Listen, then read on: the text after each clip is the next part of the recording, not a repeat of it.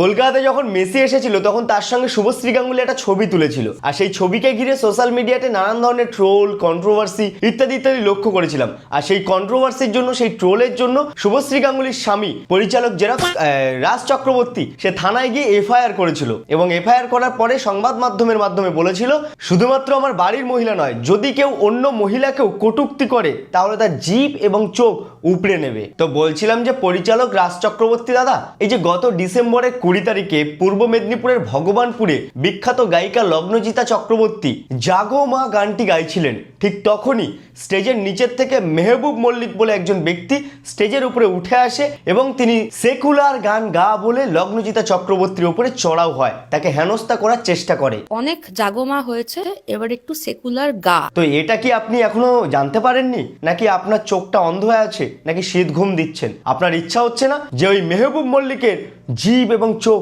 টেনে উপড়ে ফেলি? নাকি নিজের বউয়ের বেলায় যখন বলেছিল তখন খুব গায়ে লেগেছিল, আর অন্য মহিলাদের যখন কেউ বলছে তখন আপনার গায়ে লাগছে না? সংবাদ মাধ্যমের সামনে শুধু ডায়লগ দিলে হবে না, সেটাকে কার্যকর করতে হবে। মানে এই টলিউডের অভিনেতা, পরিচালক এরা ক্যামেরার সামনে এসে এত ভাউতাবাজি মার্কা কথাবার্তা বলে না, এত ডায়লগ বাজি দেয় না, যেগুলো শোনার পরে লিটারেলি ট্রোল করা ছাড়া আর কিছুই মনে হয় না। তো এদেরকে আবার ট্রোল করতে গেলে সেখানেও ভয়, কারণ এরা তো আবার এফআইআর করে দেবে, এদের তো পেছনে অনেক ক্ষমতা রয়েছে, এরা তো আবার একজন নেতা মন্ত্রী, কারণ টলিউডের অভিনেতা পরিচালক মানেই এরা নেতা মন্ত্রী, এদেরকে নেতা মন্ত্রী বানিয়ে দেয়, এদেরকে ভোটে দাঁড় করিয়ে দেয়। ডিয়ার রাজ চক্রবর্তী দাদা, কোনো কিছু বলার আগে একটু ভেবে চিনতে বলবেন, যে আমি যেটা বলছি সেটা যেন করতে পারি, যেটা আমি করতে পারবো না সেটা বলে কি লাভ? দর্শকের সামনে হিরো হতে গিয়ে জিরো হয়ে গেলেন। যাই হোক, সকলে জেরক্স কপি এই রাজ চক্রবর্তী দাদা সিনেমার পাশে দাঁড়াবেন, শোবেন না, বসবেন না, দাঁড়াবেন, না হলে কিন্তু আপনার নামেও এফআইআর করে দিতে পারে। বলার কিছু নেই ভাই, বড় সড়ো মানুষদের সব বড় সড়ো ব্যাপার। দেখা গেল যে আপনি সিনেমার পাশে দাঁড়াননি বলে আপনাকেও বলছে জিভ চোখ